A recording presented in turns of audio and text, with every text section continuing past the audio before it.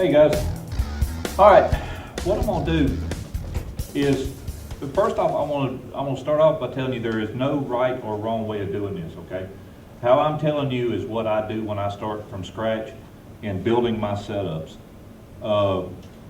Anything that you do, there's one rule of thumb when I learned playing drums, there's no wrong drum lick. There's just ones you just invented. That's just exactly what this is. There's no wrong move. The only ones that work are the ones that work for you. So this is what has worked for me and has made my setups to where they're very stable and usually are good over the long runs. So what I'm gonna do is show you from the setup here. There are two things that affect speed in a major way on these cars, and that's track bar and nose weight. Nose weight to the rear will make you faster. Higher track bars will make you faster because there's less resistance in the corners. It rolls smooth. You've heard loose is fast. But the trick to that is getting that nose weight and those track bars set together to where the car is not just so loose you can't handle it. Because if you're spinning out, you're not fast anyway. Now, when I done that setup video that's on the forums, was last season before the new build. Well, before the new build, all of the iRacing setups, if you'll look right here, if y'all can see where I'm at here, if you look right here, all of iRacing setups, their basics or they're fixed, their preload was in a negative number. Anytime that preload's in a negative number right there, the chassis is bound up. Because if you uncheck uncheck the front end right here, the ride heights would move just in all sorts of different directions. All right, what that's doing is unbinding up the chassis for going through the corners. What it's doing is making it tight in the corners. I believe iRacing done that was to make it safe for most people when they went through the centers. It wasn't spinning out on them.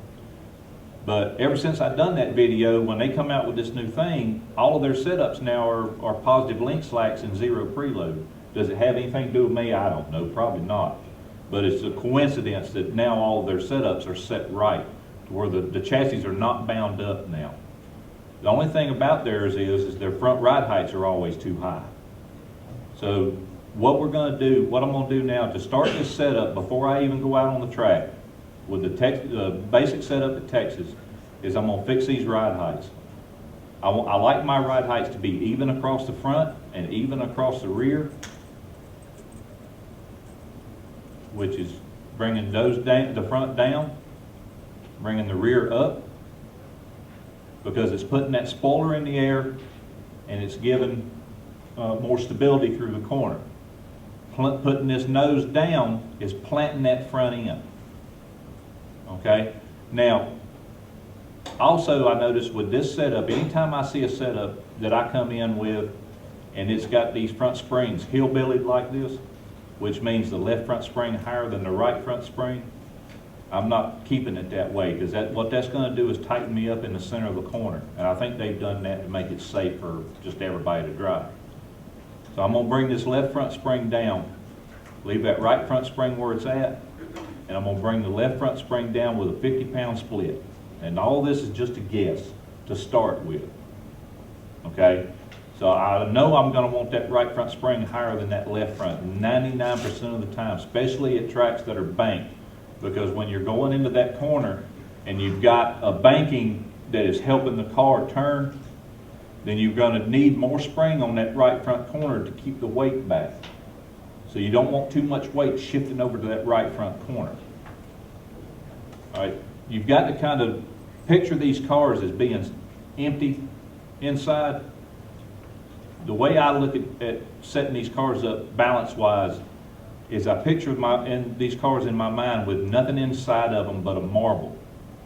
Now, if you'll think about when the car's going down the straightaway and you've got the marble in the center of the car, when you hit that corner, that marble's going to that right front wheel. Well, that's pushing down on that right front tire. Now, the more you can keep that marble from going to that right front corner and staying in the center of the car, the more balanced the car is going to be. So that's where keeping that right front spring a little higher than that left front spring is going to keep that marble from going over there and pushing too much weight with that right front end. So now we've got that. We've got the ride heights to where we're starting to get them even here. Okay, now that's not bad, that right there. I've got, I'm a little bit lower on the left than I am on the right. Okay, now to get this a little bit even, and this may be just a tick of mine, but I will use tire pressures to even out the right side. Come down a pound. Now I'm still at 798, 553 on the right, 552 on the left, 797 on the left. So I'm that one tick higher on the right sides, which is not a bad thing. But for me, I like to make them even, and the reason for that is 9 times out of 10, I'm going to want to put those tire pressures a little lower anyway, because that side grip that you're getting on this kind of a racetrack is going to be needed with lower right side tire pressures. So this is all just before I'm going out. Now, if you look at my ride heights, I'm perfectly even. With 552 across the front, 797 across the rear, which is where I'd want to start. Okay? So now, what I'm going to do is I'm going to take a couple laps with it to kind of see what it's doing. I'll talk with you while I'm taking some laps with it, because these shocks are going to need to be adjusted, these track bars. With the A car, one thing I'll tell you right quick before I go out, with this A car, different from the B car, this A car it is like a tank that will not turn. So that, you're 9 times out of 10, you're going to use a higher left side track bar than you will on the B car.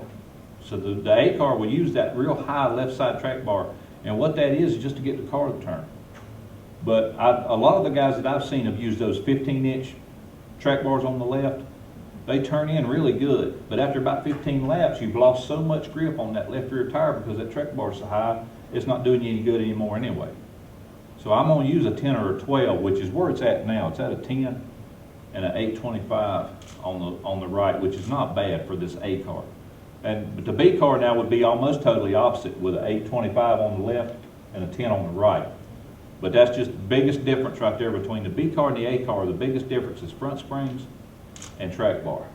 Okay, so I'm going to take this thing out and run it a couple laps to kind of see where it feels, because that's the first thing I'm going to do now. Before I even get on the track, I'm going to set these ride heights. I'm going to make sure that the springs are the way I want them, and then we're going to take it out and then start seeing how it feels. Now we can start adjusting with how the car feels from where we've started. That's a basic setup right there for where you would want to start testing from. So let me get out here. I'm going to run a couple laps, kind of see how that change made it feel. All right. Let me go out here and make a fool of myself here.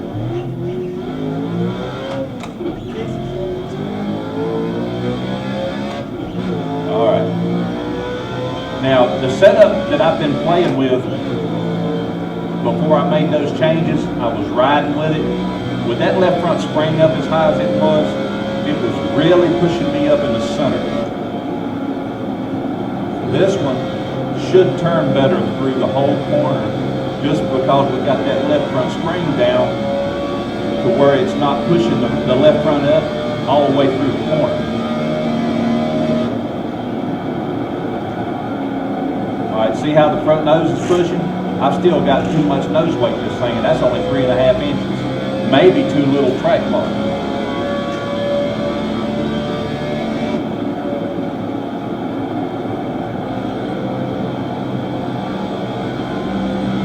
It's got a good smooth entry to it though. One thing about doing this is how you drive the car is just as important as the changes you make.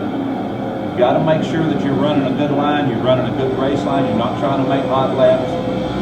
Because if you're trying to make hot laps, you'll never figure out what the car's doing. All you're trying to do is find speed. You can find speed later.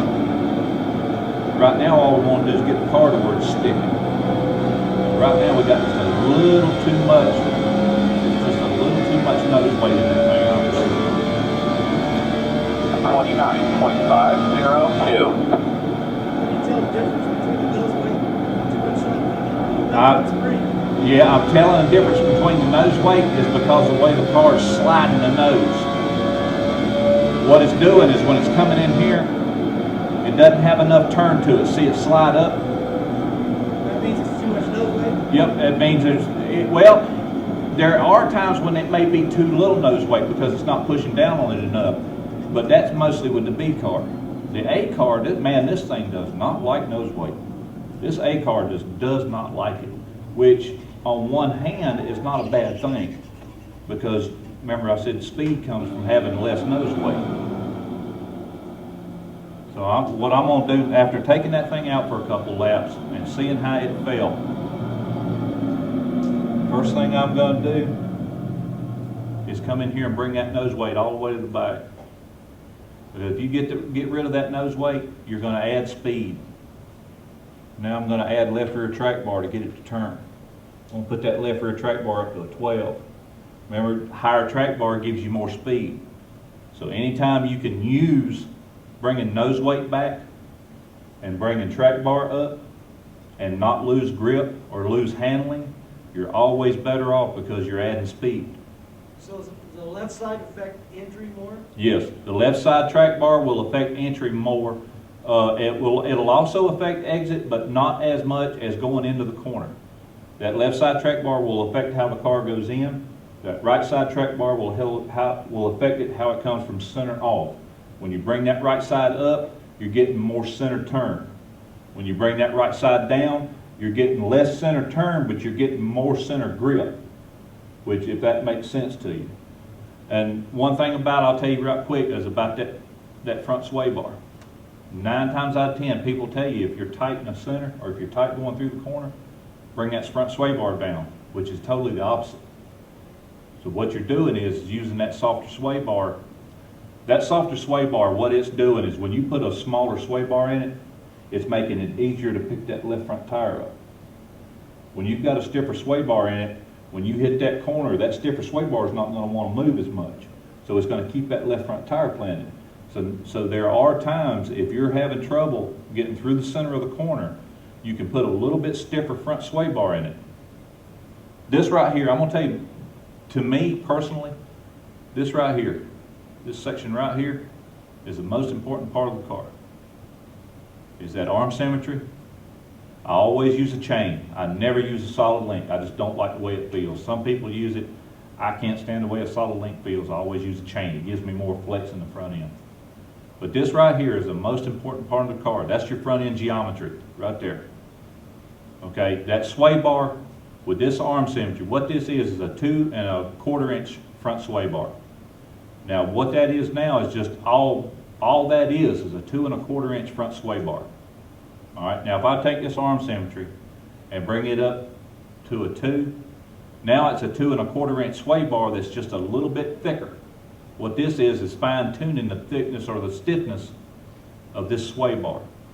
Okay, that 2 just made this a little bit stiffer 2 1/4 inch sway. Now, you see what it done to the link slack? All right, none. All right, hit apply. See, my link slack's with a 1/16. Okay, bring this thing up to a 2.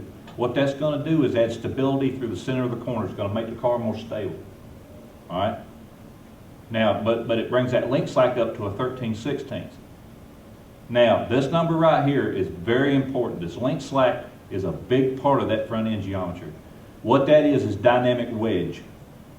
And what dynamic wedge is, cross weight is your wedge that's in the car. That's your weight from the left front tire to the right rear tire. That's your cross weight. Okay? Where the cross weight comes from left front to right rear is how much you've got. Right in the center would be 50%. 52% is just a little bit more rear cross weight, which tightens it up. A little bit more front, well, maybe front. Crap, I'm losing it now. But what that is just your regular cross weight. Okay, that's your wedge. What this is your dynamic wedge. Now what dynamic wedge is the amount of this wedge that the car has from the center off. You can control how tight the car is without moving this cross weight. If this cross weight feels good to you at 52.7, Now you can control how much cross weight the car has just from the center off. With a 13/16, that thing's going to roll a whole lot freer.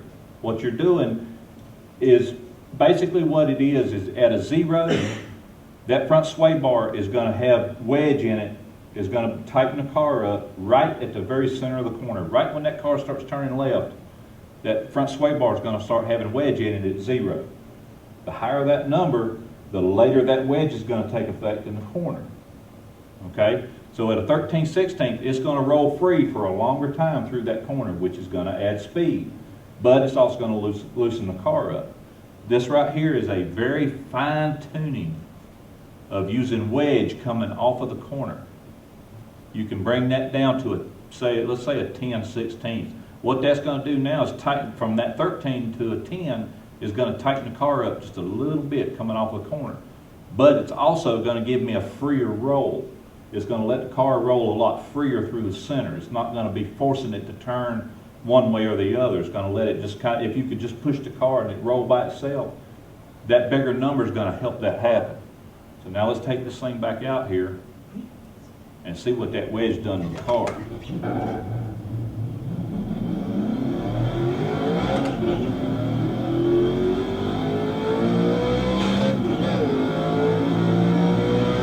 Now we took the nose weight out of it. We've lifted that left rear track bar, and we've stabled the front end with a little bit stiffer sway bar, but we've made it roll a little bit freer through the center of the corner with a link slack. So now the sway bar has less wedge in it. So it's going to loosen it up right through the center to the exit of the corner.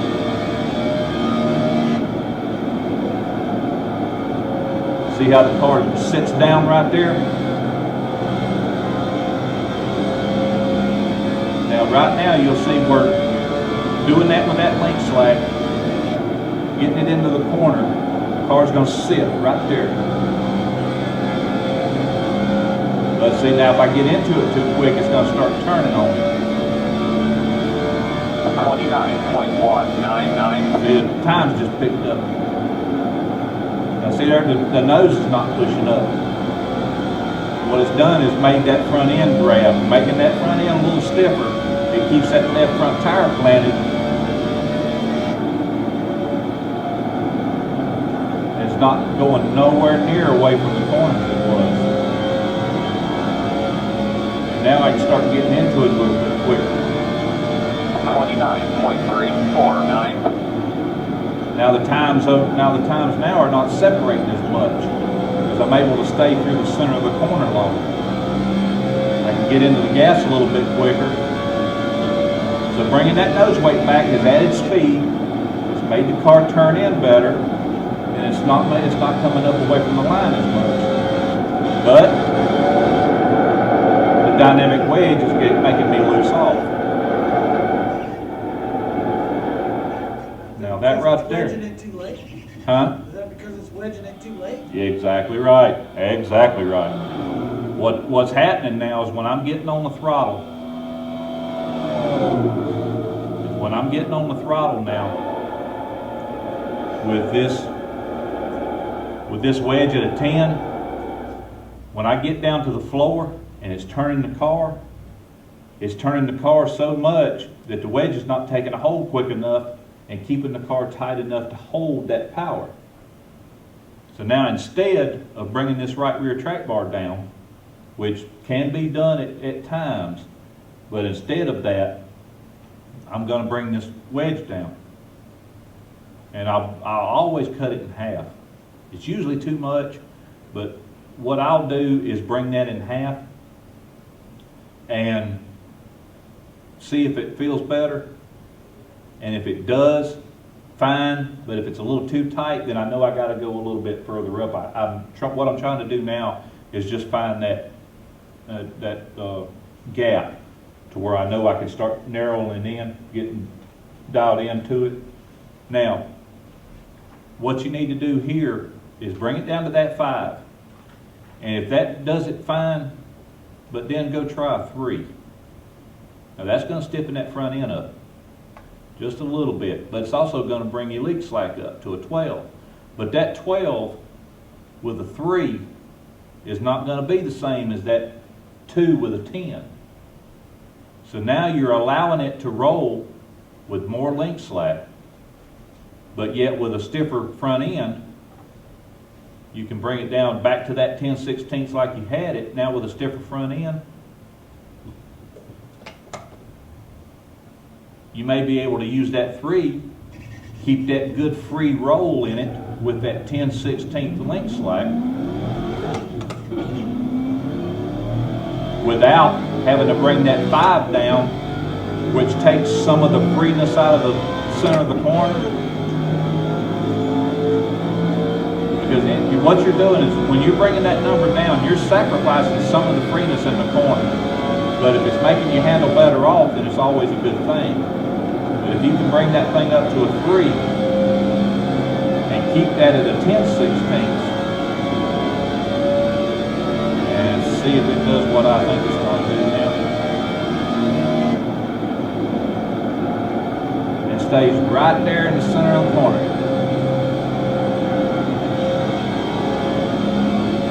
Lets me come off good.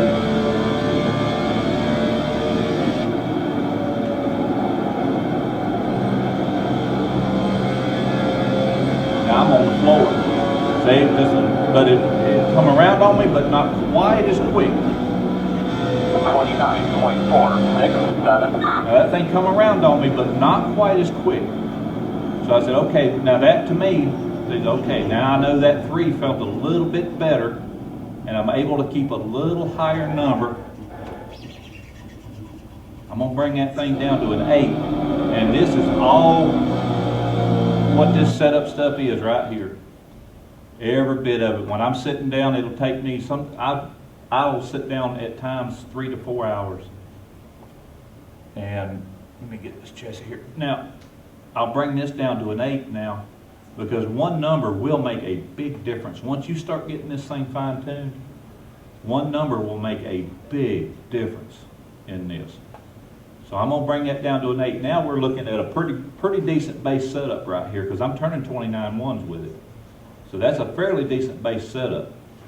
So now, since I brought that nose weight back now, I can start working on my ride heights, bringing the rear back up in the air. Now you see I'm at a 555 across the front here. So I'm going to take them down because I want them a little bit lower. You mean ride height? Your ride height's exactly right. All right. David, I got a question. Yeah, go for it. The arm asymmetry. Yep. What you're doing there is, as you're stiffening it, you're making the entry in the center roll better. Well, not necessarily. What you're doing, that arm symmetry, what that is doing is just stabling the car. Anytime you go into the corners, and if you've ever gone into the corners and feel the car go left and right, like the car, when it goes in, it feels a little unsettled because it takes the front end just a second to settle down. That's because this right here, this arm symmetry and the diameter of your sway bar is not stiff enough. Anytime you go into that corner, that car should never move left or right. That front end, as soon as you hit that corner, that front end should sit and settle right there, because right there is when you're going to start getting back on the throttle, and right there is where you're going to kill a lot of people, is through the center. If you can start getting to a quarter throttle before other people are getting to any throttle, you'll always beat them through the center of the corner. And that's where this right here comes in. So essentially what you're doing is tying that left front to the ground. Exactly right. Exactly right. You're wanting to use as much of that left front as you can possibly use, because that is your least used wheel. Anytime you can work on getting that left front planted, you're going to be a whole lot better off, because that left front's what's going to pull that car into the center of the corner. So that's basically what that is right there. Now, Is it safe to say that a higher link slack is going to make you looser on exit? Yes. A higher link slack is less dynamic wedge. Now, dynamic wedge is different than crossweight wedge. Crossweight is wedge. That's the same thing. Wedge is crossweight. It's the same thing. What this is how much wedge the car has All the time. through the, exactly right, through the whole corner. What this is how much dynamic wedge it has from the center off. So all this is now is fine tuning from the time you start getting on that throttle to the time that thing flattens out coming off the exit. That's how tight or loose the car will be, is all of this right here. And I'm telling you, this right here is the most important part of the car. That front end will do more to your exit than anything back here will do. You can put up springs and do all that, make that car pivot and rotate all day long. But if this front end's not set right, sooner or later, after 10 laps, after 15 laps, whatever it is, that front end's going to give up on you. And it's not going to do you a bit of good to have this rear end biting if the front end's not controlling the car. So this thing right here, this whole section right here, is my favorite part of the whole race car. Because man, I can do a lot of stuff with this car, with just this section right here. All right, let me get these link slats back up, or get these ride heights back up. Now them things are at 555, and this is at a bad part of the section right here. A lot of times right now, what I'm going to do with this, if I don't like where those ride heights are, and I try to lower them, but they go too low, and I can't do anything with ballast. I don't want to take tire pressures up, because I found out that over the long run, oh, and I'll tell you this while I'm thinking about it. If you guys are having problems with 25 laps on, and the car just doesn't feel the way it is, look at your left side tire pressures. iRacing's left side tire pressures are way too high. 9 times out of 10, man, if you get this car dialed in and get to where it feels good to you over the first 10 or 15 laps, then go and take those left side tire pressures, drop them 5 pounds. Then go reset your ride heights. What that's going to do is by the time you get to where the fuel and the rear end's coming up with lighter fuel, and these tires are turning into balloons because the heat's building up in them and they keep expanding. Well, the more they expand, the less grip you're going to have, the longer you're going to run, the more that thing's going to get loose. And if you've noticed, the less throttle you can give it coming off of the corner. Drop those left side tire pressures. That way it's grabbing the inside of the corner. And when you start getting less fuel and those tires are building up heat, they're actually building up to where the car felt good at lap 15 instead of building up to where they feel good at lap 5. Now, what I'm going to do with these ride heights, see, I don't like them ride heights being up that high. I'm going to drop these front springs. Drop them 25 pounds. That's always a good thing. You drop them front springs a little bit, you're getting a little bit more grip. But the difference between the B car and the A car is the A car likes big front springs. That B car likes to be coil bound. And that's running those 300, 350 pound springs. But the difference is, in the B car, you get to a track like Dover, Bristol, Iowa, that especially Iowa, is smooth everywhere, except for that nasty little bump going into 1. That one bump will make me run 900 pound springs on the front end of a B car. Just so when I hit that bump, it doesn't upset the car. And more springs will be better on a bumpy track. Yep, bumpier the track is, the more you're going to want front springs in it. So the smoother it is, that you can do it the same. Exactly right. The smoother it is, the more you can run those coil bounds. I'll run coil bounds sometimes in these A cars like Phoenix. I'll run 350 pound springs on this A car in Phoenix because I want that thing to bite when it goes down in that hole in 1. But and there's, like I said, there's no way of doing this wrong. Whatever you find that works is right. Question. Go for it. What you just did there, when you lowered the front ride height, you got an illegal, and you had to raise the back. Then when you lowered the springs, it was legal. Yeah, Explain that to me. Can you get it lower? Yeah, by the springs? Yeah, what I done was the front ride heights right here were at 555 across. Okay. Now I don't want to add nose weight to it because that's going to take away speed. All right. And I don't want to bring pressures up or pressures down on the front end so much from a 555, that's just bringing everything down a little bit too much. So what I want to do is drop these front springs. So I bring them front springs down softer. It's going to, what it's doing is, now you've got these big front springs and the ride heights are where they are, okay? You drop those front springs right here, now the ride height comes down with it. So when you bring those front springs down, the nose drops down with it, okay? So now I've got a 551 on the right, and a 553 on the left, and an 8 on the left, and a 798 on the right. Okay, so now my left sides are higher. Okay? Well, that's a good thing, because remember what I told you about those left side tire pressures? I'm going to bring those left side tire pressures down. 2 pounds, see where it goes. See, now I'm at 550 on the right, on the left, 997 on the, or 797 on the left.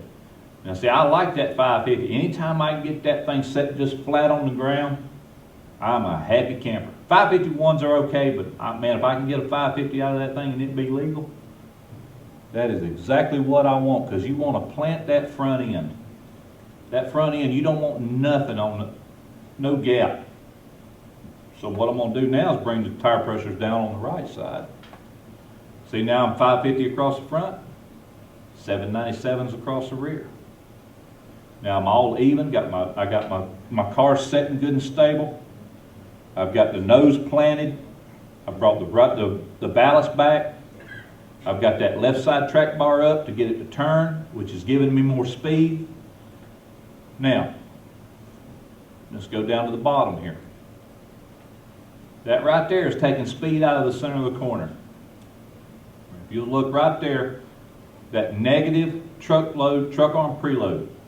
What that is the same thing on the rear end as that right there is on the front end. So it's like your link slack for the back end. Exactly right. That's your link slack for the back of the car.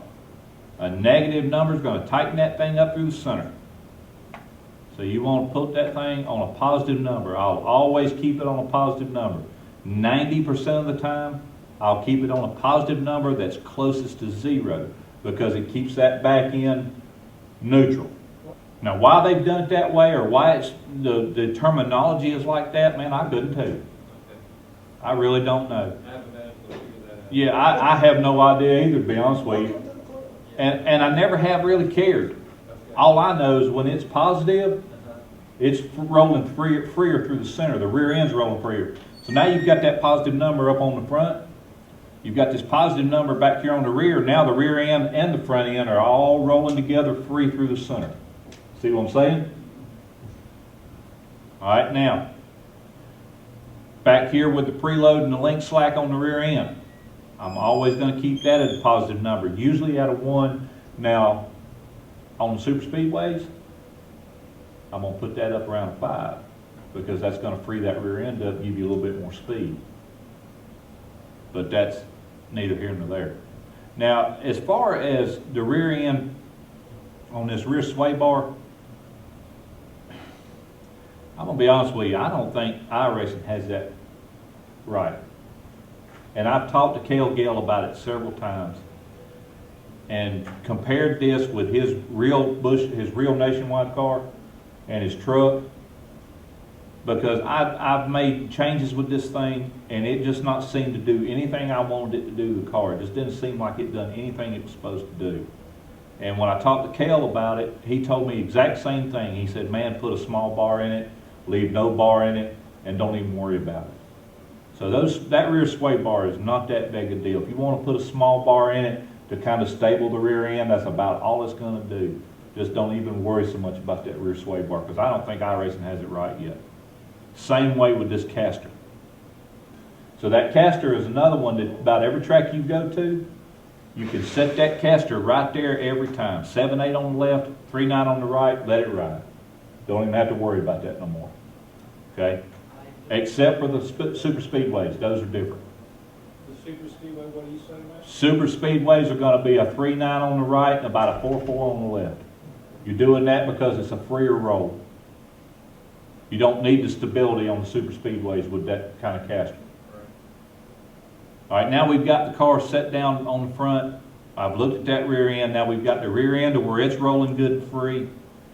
Now, these truck arm mounts are totally the opposite of what I thought they were. These truck arm mounts are extensions of rear springs. If you drop those rear springs on the left side, the car's going to enter the corner better.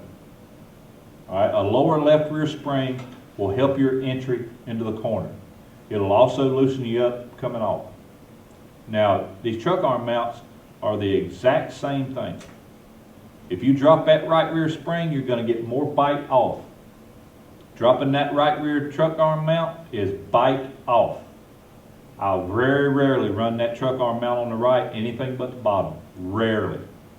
Because I want it, when that thing's out of fuel and I'm on the last 5 laps of that fuel run, I want that bite coming off the corner. So that truck arm mount needs to be on the bottom. Now the left truck arm mount is going to affect your entry. It all depends on how the car is going in the corner. If I'm really having a lot of trouble getting that car to turn in, and I don't want to bring that track bar up no more because I'm losing grip off the corner, then that truck arm mount's going to start dropping. I used to think putting it to the top made it turn in better. Putting it to the bottom makes it turn in better. Putting it to the top makes it turn in more stable. Okay? You with me? Any questions? So you're saying going down on the left truck arm mount helps you on entry? Exactly right. Just like a left rear spring. If you drop that left rear spring, you're going to enter better. Okay? So, or not necessarily, let me take that back. You're not going to enter better, it's going to turn you more. But dropping that left rear spring to get you to turn in is not that good an idea. Because when you do that, man, it's going to kill you turning off. Because it's going to turn that car around bad. It's going to over-rotate it. See what I'm saying? You want that car, when you get onto the throttle, you want the rotation of that car to be the same circumference as the white line on the bottom of the corner. If that white line is doing this, then you want that rotation of the car to do this. Okay? So more left rear spring is making that rotation like this. Well, it's turning you off, but what it's doing is making you use left throttle because you're having to wait to get the car to the end of the corner before you straighten it out. So that's the thing with the rear springs is getting the rotation the same way the white line goes.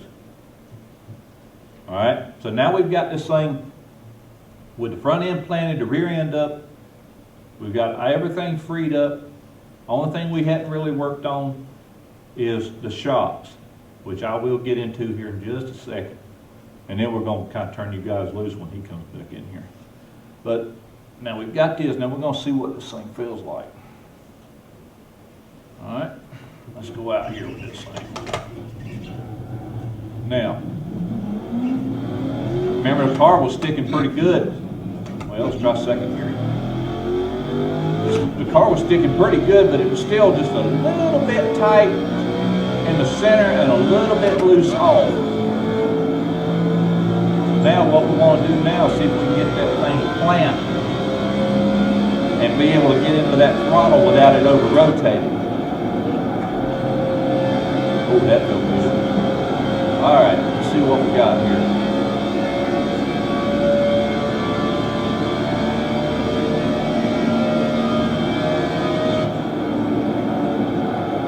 Landed, set, and the throttle. Oh, that felt a lot better.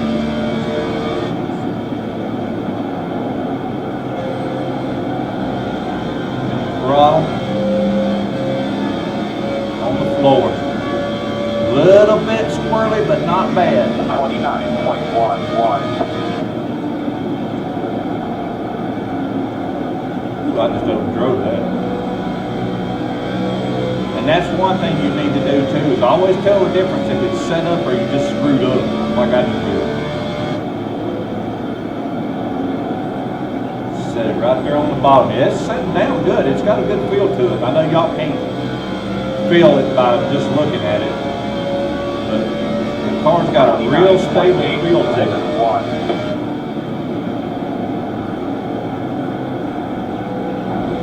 What I'm going to do is save this setup, and when we start letting you guys get in here and drive this thing, what I'm gonna do is let you get in here and just let you feel the difference between this and the basic setup that we started with. Now I'm on the floor and the car's not turning around on me, see that? I can get on the floor now and the car not over rotating. 29.76. Alright, let me get out of this now. Alright, it's still a little bit tight in center. Looks like entry in the center. Yep, it's still a little bit tight right there. Now we can fix that too, because we've still got some room. What I'm going to do a lot, and I'm pretty adamant about it when I build my setups, is I leave adjustability in it. And What do you mean by adjustability? what I mean by adjustability is not taking that left rear track bar all the way to a 15 and that right rear track bar all the way to a 6. You ain't got nowhere else to go. If you have something wrong with the car and the car's not feeling exactly right and you need to take a little right rear track bar out of it, where are you going to go? Yeah. There's no adjustability in it. So I'll always keep some adjustability in the car. Because this car, you may have this car sitting this way and come in here 2 days from now and the car not feel quite right, because you'll never drive it the same. So you may have to adjust a little bit here and there. But that's, I mean, you'll get it set to where it's close, but you may find a bump of shock or a little less rebound might almost make it feel a little bit better just by tweaking on it. See, now I've gotten to the point now where the whole corner feels so good I don't want to do anything major. So, And you said you're tight on entry and yeah, it's setting good, but it's taking a little too long to do it. I want it to set just a little bit quicker. So I think what I'm going to do, oh, okay, all right, here we go, and I see why it's doing it too. I have no rebound in it. See, the rear rebounds, they're going to be less. Your rebounds on the rear 99% of the time are always going to be less than your bumps, because your rebounds, this right rear rebound will affect you entry and off. Okay, I usually start with putting both of these at a 5. And the reason for that is it keeps the rear ends symmetric, with the rear end not doing anything more than what the other side of the rear end is doing. Can I ask you a question? Absolutely. About shocks there. All right.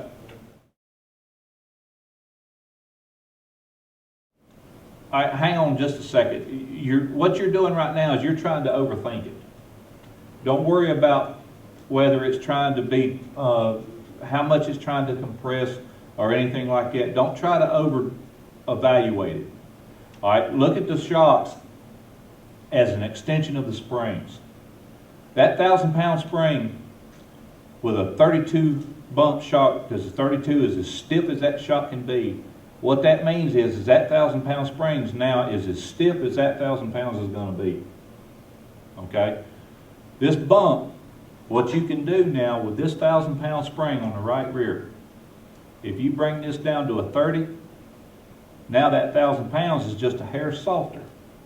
It's not staying up there at that 1,000 the whole time. Now what you've done is fine-tune the 1,000 pounds on that right side.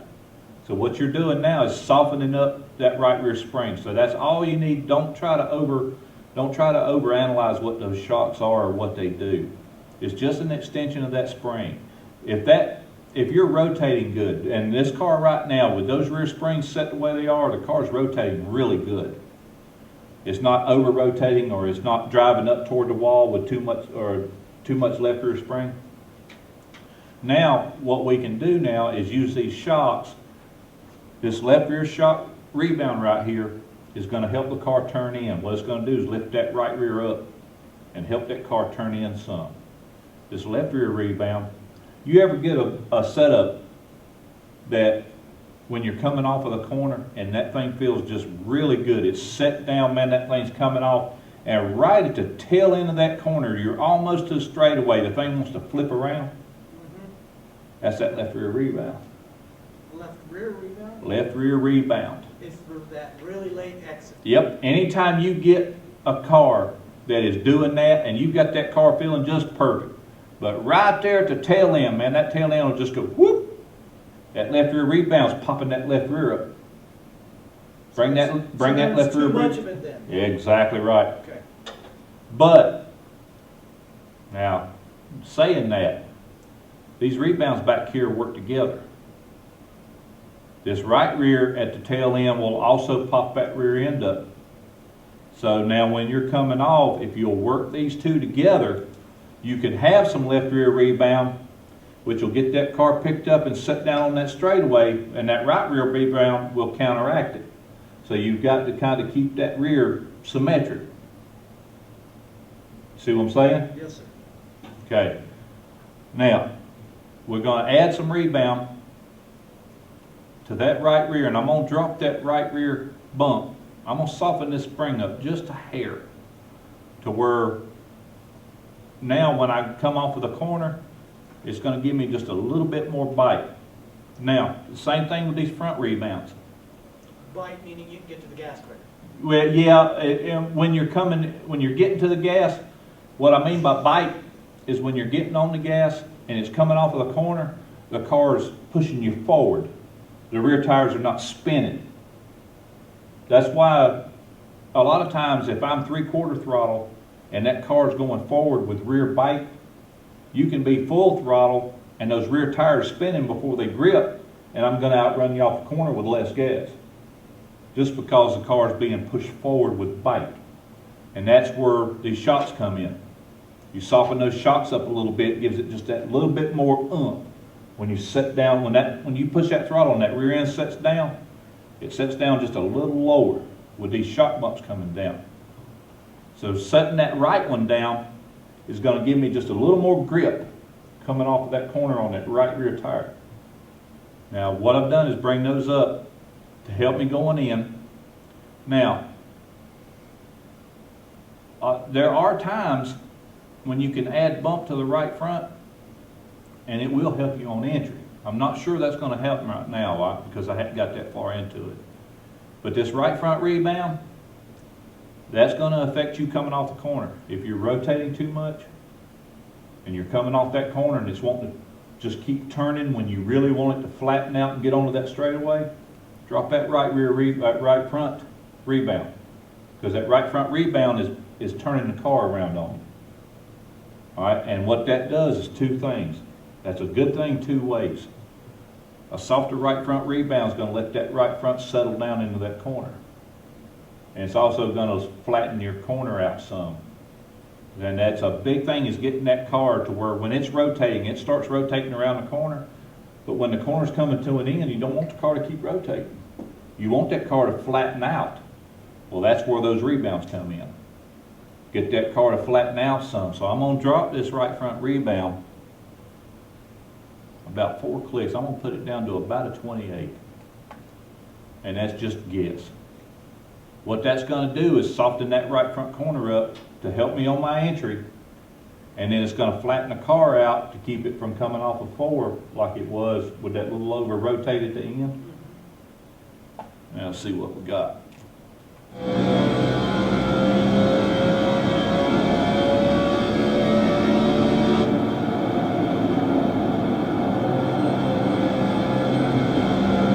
That felt good. Now, you see how the car flattens out right there?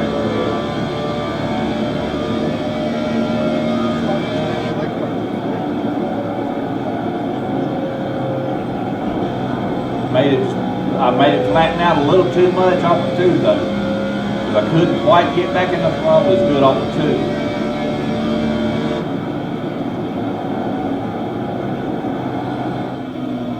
And you can't get it right on both corners because both the corners are so different. 4's got that good banking to it. 2's got that good flat to it. Me, I like to be able to use a little less throttle and keep the car balanced coming off of 2. And then when I get into 4, before I get to the center of that corner, I want this thing on the floor and just digging, coming off of that bank. Because if I'm going to get a hold of somebody, I want them to be either working that throttle because they're too loose or working that throttle because they're pushing up on that wall and get them going to the start finish line. Then I want to get them off of 2 where it's flatter. I'd rather be equal than them. I'd rather be just the same as they are off of 2 and better than they are off of 4. That's what I'm working on. But see, now I've raced Greg at Texas and I've seen him walk away from me. And then there's been times when I've caught him into 2 and he couldn't do anything with it. There's no right answer to it. It's just all in how you feel. So it really, and that's the biggest thing I try to stress is when people tell me, okay, what should I set this at? There's nothing to set it at. It's just whatever works. But now it's a pretty good set though. I could probably do a little bit more with the link slack to get it to roll a little bit freer on the center, through the entry in the center, and probably bring that right rear track bar at a little bit different. But what I'm going to do is take this rebound up. What I want you guys to do now is come and use both of these, because we've got this setup right here pretty much from the basic setup to where it should be to where now it's just minor tweaks. Repeat that. Absolutely. When I start this thing from, let me put it in the, I'll put the, let me get the Texas basic back up here.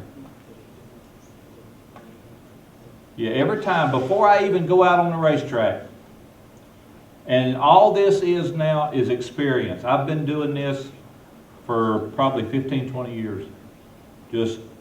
I've had websites when 2003 was up that I shared setups with, and all it is just trial and error. That's all it is.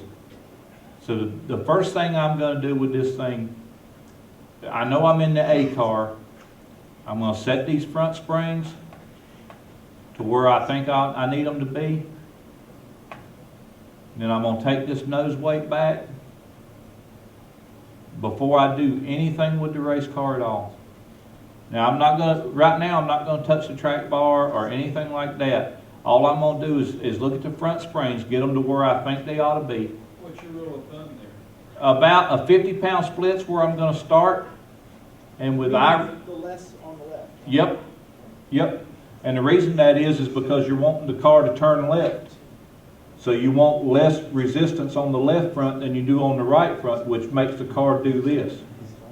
So you want the car to turn left and you want it to rotate in the center of the corner. Now, that is for a bank track. Now, remember, we're at Texas. On a flat track, maybe a little different. Maybe no split. I may even bring that left front up a little bit on the flat track because it helps it with the bite off of the corner. At a flat track, bite off the corner. Am I telling a lie, Greg? New Hampshire, Milwaukee, if you got bite off that corner, you'll kill 95 people all day long. I don't care what it's doing through the center of the entry. If you can get that thing to jump off that corner, you'll beat people all day long. But right now the progression, starting with that thing, is I'm going to make sure that my ride heights are right. I'm going to drop these. Now I'm going to bring these up. And I've got the ride heights close right there with a 553 and 99 on the right, a 52 and a 98 on the left. Okay? Now all I'm going to do now is just that little tweak that I got is drop those right front or right side tire pressures a pound to get the ride heights even. And it's going to have to be probably 2 pounds because it still didn't get even. Anything? Tire temperatures don't mean a thing. Don't worry about those temps because iRacing do not have them right yet. That is shocking. Don't worry about the temperatures right now. Well, yeah, this is true. But, True statement. now that being said, the tire wear is right. That's how you set your cambers. Your tire, all right, look, right here, your tire wear is 99% all the way across the tire. When you run 15 or 20 laps, you want those to be the same on that right front tire. All the way across. Now there's one reason why you don't want it to be that way, is if the car's getting loose over the long run. You can use that camber to help you over the long run. If your car's getting loose, if after 25 laps, the car wants to get loose on you, give it some more right front camber. Wear the inside of that right front tire out. That way when you're coming off the corner, that right front tire's not gripping as much. So you said with the new tire model, they should be even across. On the right front, yes. Okay, what about the left? The left front, you can have a little bit more, you want a little bit more camber in that left front to where you're at the end of 20 laps, you're looking at 89, 87, 94. Because you've got that left front camber digging.